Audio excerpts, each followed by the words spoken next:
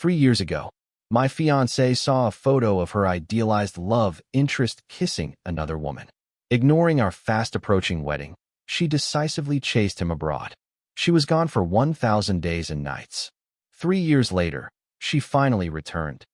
But at a class reunion, she flaunted the diamond ring on her hand, telling me not to harbor any foolish hopes. Ethan Shaw willingly donated a kidney for me. I've already agreed to marry him. Our engagement party is the day after tomorrow. If you beg me, I might soften up and save you a seat. My gaze hardened, and I suddenly laughed. No thanks. The day after tomorrow, I have to take my wife for her prenatal checkup. Her fingertips trembled, but the corners of her lips curved into a mocking smile. Who are you trying to fool? You waited 3 years for me, even praying daily at a church for my return. Where did this wife come from? Why would I lie to you? I have no reason to. I hadn't wanted to engage with her at all, but hearing that, I couldn't resist firing back. Don't I know you? You just heard I'm marrying Ethan Shaw, feel upset, and are trying to save face, right? Alara Goldwyn, dressed head to toe in designer brands, tilted her chin up slightly. Every gesture radiated nobility and elegance as her alluring figure pressed close to Ethan Shaw. I suggest you give up hope. I've decided to marry Ethan Shaw, and I won't change my mind. Nothing you do will work. Her words made me laugh bitterly. Alara seemed a little too sure of herself to think she still saw me as that same simp who'd do anything. She said it believing that with just one word from her, I'd forget the past and eagerly try to please her, willing to do anything. Seeing my silence, Ethan Shaw chuckled, trying to ease the tension. Alara, don't talk to Sincere Clark like that. He's already feeling down at saying that will only make it harder for him to accept. On the surface, he seemed to be defending me, but every word was barbed, dripping with mockery. Seeing I remained unmoved, Alara Goldwyn snorted coldly. He has to accept it whether he likes it or not. He needs to understand clearly. He and I are destined to be worlds apart. No amount of effort will change that. I mentally nodded in agreement. She was right about that we certainly weren't cut from the same cloth. I take relationships seriously, value commitment. She treats love like a game, changing her mind at will as fickle as the wind. 3 years ago, she vanished 2 days before our wedding, leaving me utterly humiliated in front of everyone, a laughingstock. Everyone mocked me as the dumped simp who ended up with nothing despite everything. Thankfully, that's all in the past now. In these 3 years, I've married and had a child. I'd completely forgotten about her. If we hadn't met today, she wouldn't have even crossed my mind. Yes, I have nothing more to say to you two. Carry on with your performance. I have other things to attend to. Ethan Shaw slumped into Alara Goldwyn's arms, clinging tightly to her waist, eyes red and face full of grievance. Sincere, are you still angry with me? Maybe I should just leave. Seeing Ethan's aggrieved expression, Alara's heart instantly ached for him. She comforted him softly. Why bother with him? You're my fiancée, we're getting engaged soon, and that's a fact nobody can change. Saying this, she grasped Ethan's hand and glared at me. He's just bitter because he can't compare to you. Don't worry, as long as I'm here, he won't dare do anything to you. Did you hear me? Ethan is my fiancé now. Know your place from now on. If I find out you've dared to bully him, I absolutely won't let you off the hook. Hearing this, I couldn't help but let out a bitter laugh. I can't believe after all this time, your ability to tell right from wrong is still appallingly bad. From the moment we started talking until now, I haven't even spared him a glance, let alone the fact that whatever you two plan to do has absolutely nothing to do with me, and I don't care. Alara's fine brows furrowed slightly, her gaze towards me filled with ice. Stop pretending, Sincere. You say you don't care, but you waited 3 years for me. Everyone knows you're head over heels in love with me. I looked at this wretched pair standing so close together, my eyes filled with disgust. Alara Goldwyn, let me clarify. I am married. We were never married back then. Who you choose to be with now has nothing to do with me, and you don't need my permission. You said it yourself. Don't go back on your word later. Alara Goldwyn scoffed, turning to link arms with Ethan Shaw, a trace of smugness in her eyes. Look at how shabbily you're dressed. Life must not be treating you well, huh? If you kneel down right now and admit you still love me, I'll consider forgiving you, maybe let you be a servant by my side or something. No sooner had she spoken than a classmate, an informant nearby, voiced confusion. Alara, are you mistaken about something? Sincere Clark is the largest shareholder in Goldwyn Corp now. His assets are worth billions of USD. Ethan Shaw's face changed drastically upon hearing this. He turned to Alara. What? Isn't Goldwyn Corp your aunt's business? How did Sincere Clark get involved? Alara, however, seemed completely unfazed, a cold smile touching her lips as she looked at the classmate who spoke. He told you that, didn't he? Largest shareholder of Goldwyn Corp, that you actually believe such ridiculous boasting. The classmate was taken aback, smiling awkwardly. No, Sincere Clark married the third Miss of the Goldwyn Corporation, Miss Victoria Goldwyn. After Miss Goldwyn became pregnant, she handed over the management of the corporation to him. Everyone knows this, he was telling the truth. But Alara reacted as if she'd heard the world's biggest joke, her tone sharp and biting. Don't be ridiculous. Who does my aunt think she is, falling for him? If you said he was desperately simpering after my aunt, maybe I'd reluctantly believe that. I bet Sincere hired you to put on this act. You'd really make up anything for money. I sneered inwardly. Just as expected, she only ever believes what she wants to believe. After graduation, I had promising prospects, but for Alara, I turned down offers from major companies to join the Goldwyn family business. Back then, I always thought Alara and I would love each other for life. But after Ethan Shaw appeared, everything changed. She ignored my devotion, instead hurting me repeatedly due to Ethan's provocations until just before our wedding. She saw a photo on social media of Ethan kissing another woman, abandoned me, and left for abroad, gone for 3 years. When she first disappeared, I was devastated. I couldn't eat or drink, drowned my sorrows daily, felt worse than dead, and even developed severe depression. It was then that I met Victoria. She was only a year older than Alara, yet she radiated incredible intelligence and gentleness. She burst into my life like a savior, pulling me up from the endless abyss.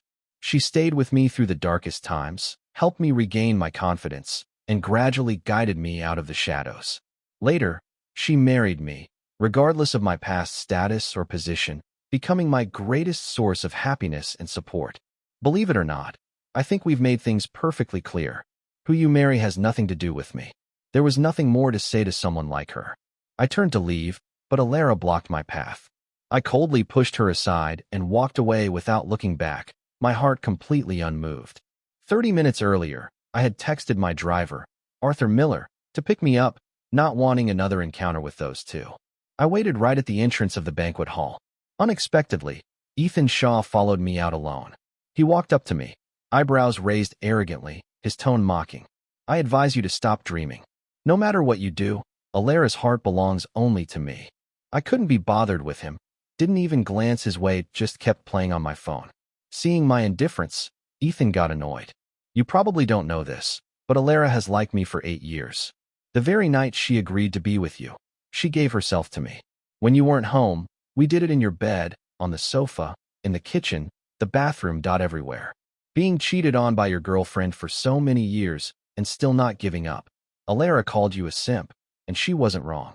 Rage ignited within me, my fists clenched tightly as I desperately suppressed the urge to punch him. Seeing my reaction, he lifted his chin provocatively. What, you want to hit me? Go on, hit me if you dare. His arrogance was infuriating. I raised my clenched fist, but before I could even touch him, Ethan collapsed. The next second, an angry female voice cried out from behind me. Sincere Clark, what are you doing? Alara Goldwyn rushed over, helped Ethan up into her arms, and glared fiercely at me. Ethan kindly came to make peace with you, and you dared to hit him? Are you even human? Ethan's eyes were red-rimmed as he looked pitifully at Alara, acting as if he'd suffered a terrible injustice. I didn't know Sincere hated me this much.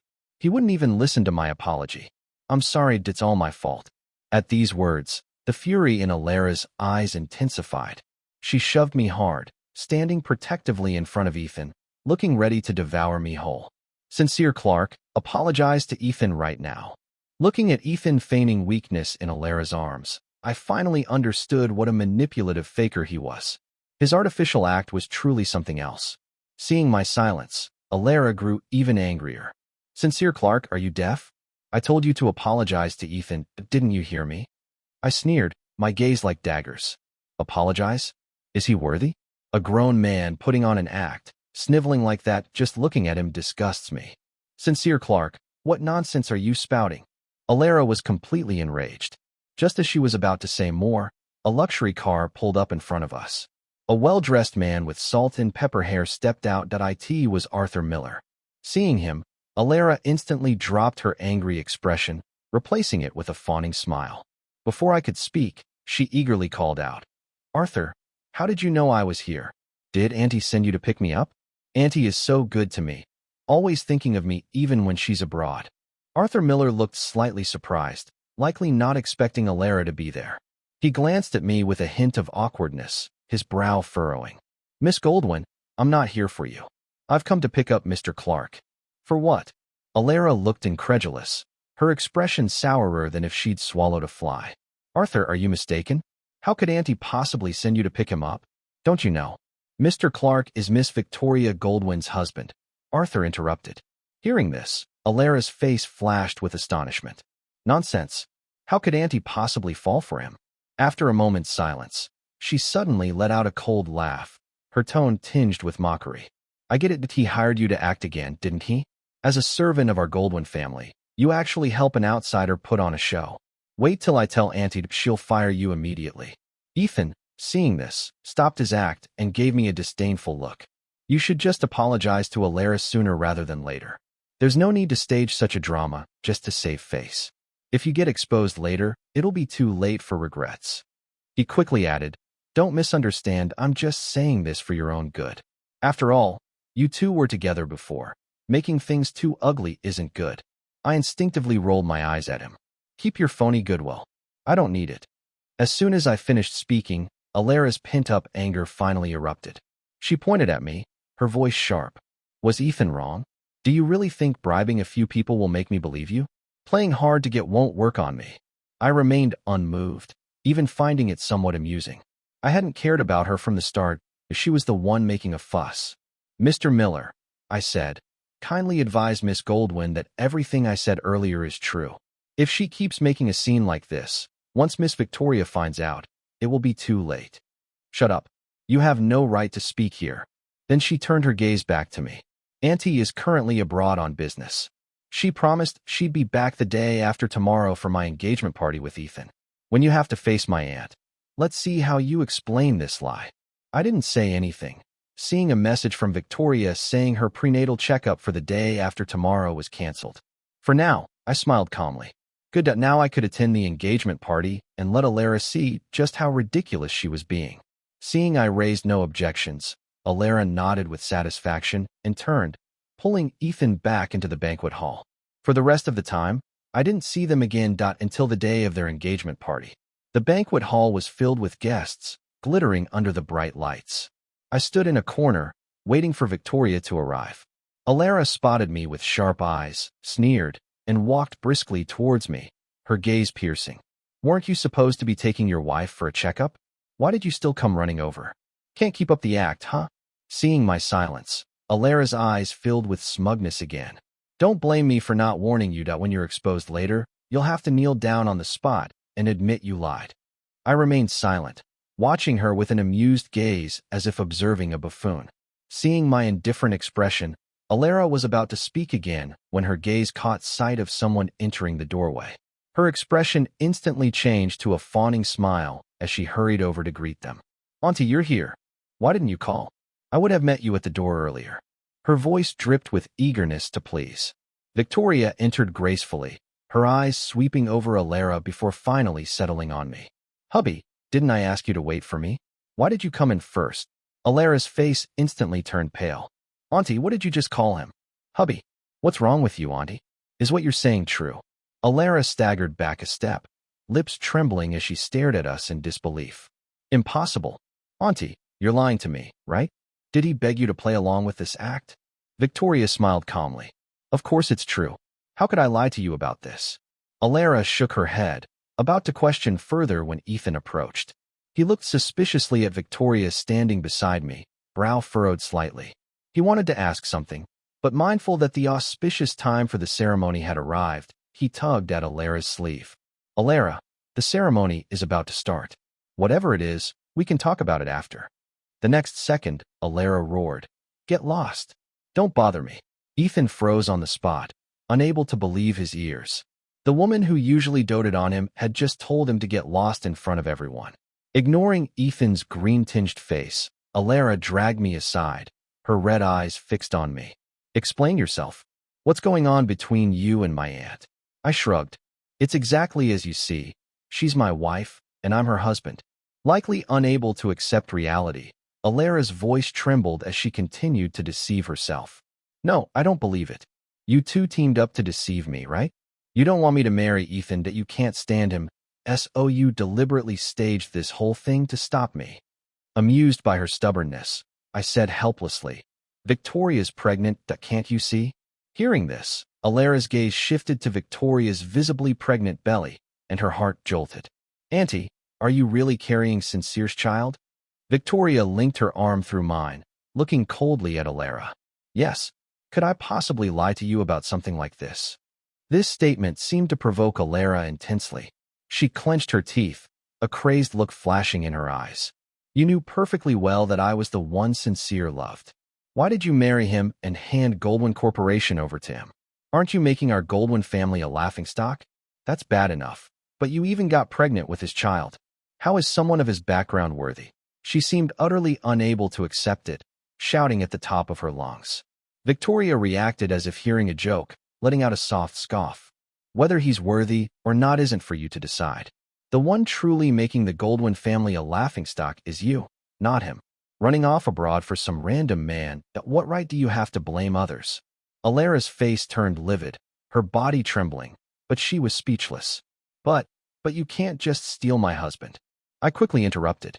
"Wait, we weren't married then. Don't talk nonsense here. My real wife is and only is your Aunt Victoria.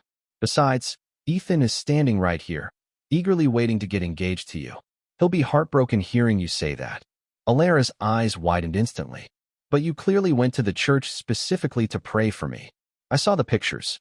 I scoffed. "That was me praying for Victoria and Noah, hoping for their safety and well-being, not for you. Didn't you want me to come to the engagement party to prove things?" It couldn't be clearer now. "Congratulations on your engagement to Ethan Shaw." Alara's body jolted violently, her lips trembling slightly, throat tightening. Wanting to say something, she couldn't get the words out. In the end, Ethan managed to pull her away to proceed with the engagement ceremony. Although physically present throughout the entire event, Alara looked completely dazed and distracted. Even during the ring exchange, she carelessly dropped the ring on the floor. Meanwhile, Victoria and I watched the whole spectacle from below, enjoying the show. The aftermath: by the time we returned home after the engagement party, it was already evening. I was lying on the sofa, idly scrolling through my phone, when a few texts from an unknown number popped up. "Sincere, I know you're just jealous. I know I was wrong to abandon you and go abroad back then. But you absolutely shouldn't have married my aunt just to get back at me. I'm back now. Your anger should have cooled down by now. Let's meet up and talk properly." I coldly read the words, didn't reply a single character, just blocked and deleted the number. Victoria, having finished freshening up, came out drying her semi-wet hair and sat down beside me. "If I'd known things would turn out like this today, I shouldn't have agreed to take you. I'm sorry you had to endure that. That Alara is so disrespectful and spoiled. Honestly, she needs to be taught a lesson someday." I smiled, took the towel, and started helping her dry her hair. "Who do you think your husband is? How could I be wronged? It's just tiresome." Hearing this, she turned to look at me seriously. "Tell me honestly, you really have no feelings left for her at all? You were together for so many years after all." Victoria's words instantly pulled my thoughts back to the past. I remembered the year I first met Alara. I was 18. Our relationship wasn't close then, just classmates. She, a rich heiress. Me, a poor student. Our paths likely never would have crossed until that day when I was working part-time at a bar. Some troublemakers picked a fight with me, and I talked back. After my shift, they cornered me in an alley and beat me half to death. It was Alara who saved me from them and took me to the hospital. When I woke up, I only saw the payment slip with the surname Gold written on it. Although I hadn't seen her face clearly, when I heard later at school that Alara had also been at that bar that night, connecting it with the surname on the slip, I became convinced she was the girl who saved me. From that day on, I started orbiting around her, shamelessly pursuing her relentlessly, doing all sorts of demeaning things, ignoring everyone's mocking stares. After we started dating, I even tolerated her ambiguity with Ethan Shaw, blindly determined to be with her. For love, for Alara, I gave up my dignity, gave up everything. No matter how much pain I felt, I willingly endured it, thinking that one day she would accept me. But looking back now, it seems so pathetic and laughable. Thankfully, I met Victoria. She loves me very much, and I love her very much. She's carrying my child. My life is already perfect, without regrets. My thoughts return to the present. I playfully tapped Victoria's nose. Silly, what are you thinking? From the first day we got married, my heart has belonged completely to you, with no room for anyone else. My only regret is not meeting you sooner. As for Alara, I only feel disgust towards her now. Hearing this, Victoria's beautiful lips curved into a smile. That's good. Sometimes I really don't understand why Alara didn't cherish someone as wonderful as you. But then again, in a way, it's thanks to her that you and I are together today. Then her expression suddenly turned serious. Actually, there's something I've never told you. My heart tightened. The next moment, I saw her bite her lip and murmur. Actually, the first time we met was 10 years ago, at that bar where you worked during college. A guy was harassing me, and you stepped in to help, which caused them to target you. I felt terrible about it, but as a girl alone, there wasn't much I could do then. I planned to thank you properly next time, but when I went back the next day, I saw them cornering you in the alley by the bar entrance and beating you up. I took you to the hospital, intending to wait until you woke up to apologize in person. But unexpectedly, my flight abroad was moved up to that same evening. By the time I returned, I found out you were with Alara. I thought fate was playing tricks on us, that we'd never have a chance. But when I learned she had abandoned you and disappeared for another man, I knew my chance had come. So I found you and proposed marriage because I felt I had to protect the man I loved myself. She finished speaking and looked at me cautiously, afraid I might be angry, then quickly lowered her head. Hearing this, my heart ached intensely. So all this time, I had mistaken the person I should have truly loved and had compromised and suffered for the wrong person for so long. Thankfully, it wasn't too late to know the truth. Thinking this, I pulled Victoria into my arms and held her tightly. Silly girl, how could I blame you? If it weren't for you, I might be a hopeless wreck right now. You saved me twice, and I didn't even know. I should be the one apologizing. She breathed a sigh of relief, looking up at me with a smile, her pupils reflecting only me. Then your punishment is to be good to me, love me, and cherish me forever and ever. I tucked a stray strand of her hair behind her ear and placed a firm kiss on her head. Okay. In that moment, time seemed to stand still, the air thick with the scent of happiness. I had thought that after that day, Alara and I would have no more contact. But just as I was leaving the hospital with Victoria after her checkup, I saw Alara. I hadn't seen her in days. She seemed thinner, her hair somewhat messy, looking like a completely different person from the high and mighty young lady she used to be. She ran over quickly, seeing me holding Victoria's hand. Panic and anger almost burst from her eyes. Remembering Victoria was pregnant, I asked her to wait while I went over. As soon as I approached, Alara spoke urgently. Sincere, I've decided not to marry Ethan anymore. I asked dryly, so? Don't forget that I'm your uncle-in-law now. You don't need to tell me things like this. No, you have to listen to me. She took a deep breath, a determined glint in her eyes. I've thought hard these past few days. It really was my fault back then being too childish, leaving without considering the consequences. I apologize to you. I shook my head, tone calm. Forget it. I can't accept your apology. If there's nothing else, I'll be going. Alara quickly grabbed my sleeve, voice choked with tears. Sincere, you can't go? I don't believe you've forgotten everything that how much we loved each other. Tell me the truth. Marrying Victoria?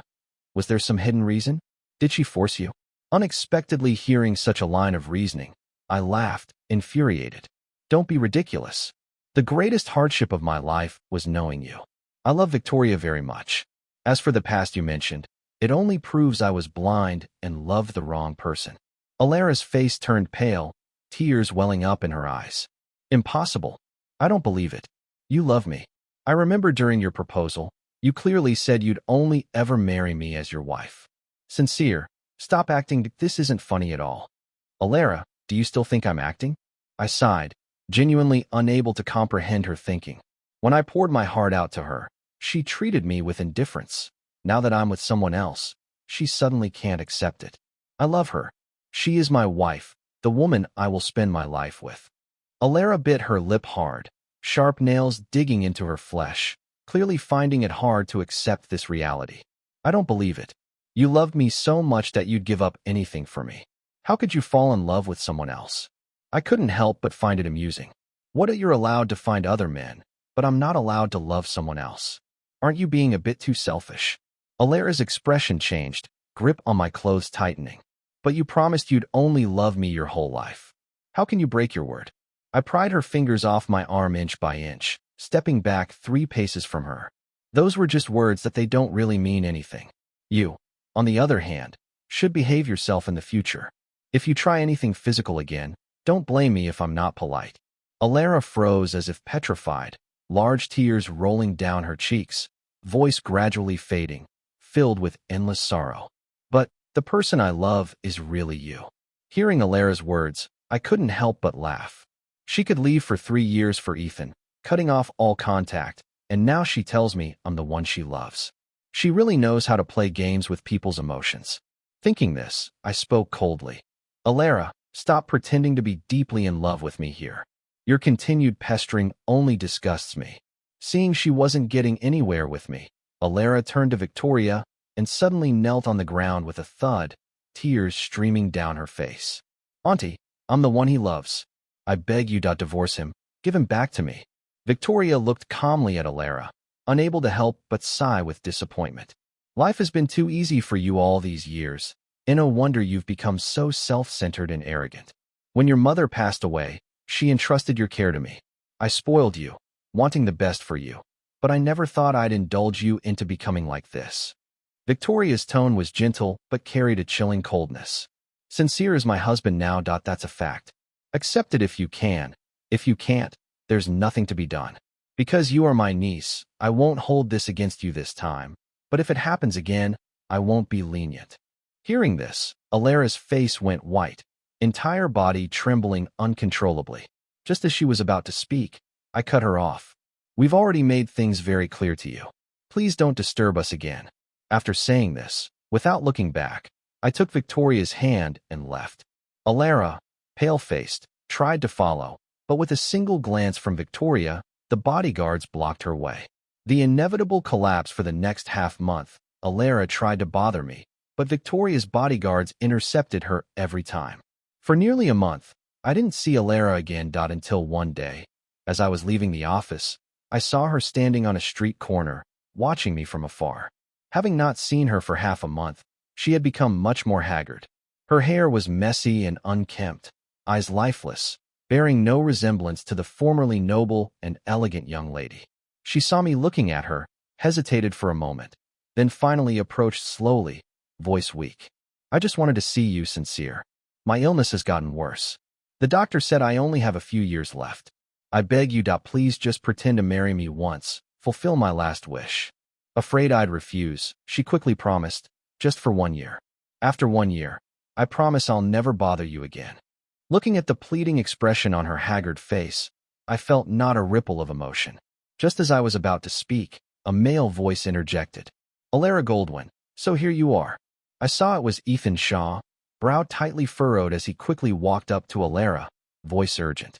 Alara, why have you been avoiding me lately? What did I do wrong? Aren't we already engaged? Saying this, his eyes widened as he pointed a trembling finger at me. It's because of this scumbag, isn't it? He's already married. Why do you still care about him, Alara? Snap out of it. Ethan's voice was laced with anger and confusion. You clearly said I was better than him in every way, that he was your dog, always at your beck and call, blindly loyal. What are you doing now? Unexpectedly hearing him say this, Alara's eyes instantly reddened. She quickly choked out an explanation towards me. No, Sincere, don't listen to him. None of that was what I truly meant. I took a deep breath and said word by word. It doesn't matter anymore. True or false. It has nothing to do with me. I just hope you stop harassing me in the future, and more importantly, stop disturbing my life with Victoria. With that, I turned and walked away without looking back, leaving Alara behind, collapsing into tears on the spot. The last straw in the days that followed, Alara truly did stop bothering me. I heard things were going terribly for her. Having offended the powerful Victoria Goldwyn meant facing consequences. Even if she wasn't formally disowned, her father Reginald Goldwyn's company was suppressed to near bankruptcy. Her family blamed her entirely for their misfortune, believing her recklessness caused it all, and kicked her out of the house. Alara called all her friends, but no one was willing to take her in. Suddenly, she had lost absolutely everything and ended up homeless, wandering the streets. Her dignity and former glamorous life were gone. I thought that would be the end of it. Unexpectedly, Ethan Shaw showed up at my door. The last time I saw Ethan, he was dressed in custom suits, lording it over me. But the man before me now was dressed in rags, cheeks sunken and hollow. I had to look closely for several moments to recognize him, his face haggard as if he'd been crying. "Sincere Clark, please talk to Alara. Ask her to forgive me. I have nowhere to go now." For years, Ethan had been leeching off Alara, a useless freeloader who knew nothing. Coupled with the lavish lifestyle he'd grown accustomed to by her side, he had developed extravagant spending habits and simply couldn't readjust to an ordinary life worlds apart from his previous one. For him to come to me with this request today, he probably didn't even know Alara had been kicked out of her home, still clinging to a sliver of hope. Seeing him sobbing uncontrollably, I frowned in disgust. What did this have to do with me? "Ethan, how Alara treats you is her business. It has nothing to do with me, and neither does your situation." Seeing my cold attitude and indifferent expression, Ethan's eyes suddenly turned bloodshot as he practically yelled, "How can it have nothing to do with you? It's all because of you that Alara dumped me. Why, when you're already married with a wife, do you keep clinging to Alara?" His voice was hoarse, filled with desperate hysteria, face contorted with rage, completely devoid of his previous feigned weakness. "She clearly promised to marry me, and now she's suddenly obsessed with you again.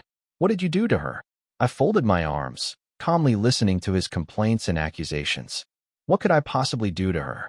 Even if I could, I wouldn't bother. You, on the other hand, besides cheating on Alara while exploiting her love for you, you also lied to her, claiming you donated one of your kidneys to her, causing her to miss the optimal window for treatment. If she found out, do you think she'd still forgive you? Ethan's face went deathly pale, lips trembling, clearly hitting a nerve. How do you know? I kept that secret very well. Ethan's father was connected to surgeons abroad. He had bribed hospital staff to falsify medical records, staging a performance to convince Alara that kidney transplant had been successful, thinking his plan was flawless. Little did he know, I had already investigated everything thoroughly a year ago. You don't need to worry about how I know. What you should worry about now is how to explain yourself to her. Saying this, I directed my gaze towards Alara, who was hiding nearby. These past few days, Alara had been following me from a distance, and today was no exception. Ethan followed my gaze, and the moment he saw Alara, his expression changed drastically. He was about to say something when Alara rushed towards him like a madwoman, grabbing him by the collar. Is what he said true? Is it true? Then, without waiting for Ethan's reply, she slapped him hard across the face. "Ethan Shaw, why did you lie to me?" "What?" Ethan stumbled back, falling to the ground. Caught red-handed, he was speechless, deciding to throw caution to the wind. "Why? Isn't it because you're gullible and rich? If it weren't for your family fortune, did you really think I wanted to marry you? I figured once you died, all your money would be mine, and then I could find all sorts of women. Who knew you'd be so disappointing, obsessing over that simp Sincere Clark, moping around like you were dying? If I'd known, I wouldn't have bothered with you from the start." He screamed hysterically at Alara, as if venting years of resentment. Even I found his words harsh, let alone Alara. I glanced at her, expecting her to furiously curse Ethan. Instead, Alara was unervingly calm, a flash of determination in her eyes. "Ethan Shaw, you truly disgust me." With that, she suddenly pulled a fruit knife from her pocket and forcefully stabbed it into Ethan's chest. Blood instantly gushed out, staining his shirt red. Ethan clutched his wound, collapsing in front of us all with a look of disbelief. Alara stood frozen, tears blurring her vision, the knife slipping from her hand to the ground. She stumbled back a few steps, trembling, looking towards me, voice hoarse. Sincere, you knew all along, didn't you? Why didn't you tell me? You let me be deceived. Her eyes were filled with despair and confusion, as if her entire world was collapsing. I paused for a moment. If I had told you, would you have believed me? Alara's eyes were vacant. She shook her head weakly. I don't know. I really don't know. Her voice grew quieter, as if she had lost all strength. Soon, the police arrived at the scene. She didn't resist at all and confessed. Before getting into the police car, she looked at me one last time. Sincere, I'm sorry. I was wrong. Tears clung to the corners of her eyes, voice faint but full of remorse. I know you hate me, and I know I have no right to ask for your forgiveness. But I hope, in the next life, I can truly be your wife. I said nothing, just silently watched the police leave. Epilogue. After the series of blows, Alara suffered a complete mental breakdown and was transferred from prison to a psychiatric hospital. I heard this news around the time of my son Noah's 100-day celebration. Looking at my son lying in his stroller, I felt completely calm. The people and events of the past, Alara, Ethan, the pain that had dissipated like smoke, leaving no trace. Now, all I need to do is strive to create a better future for the people I love, Victoria, Noah, and the people who love me. What did Alara say to the author? How did the author react to seeing Alara? What will happen next between the author and Alara?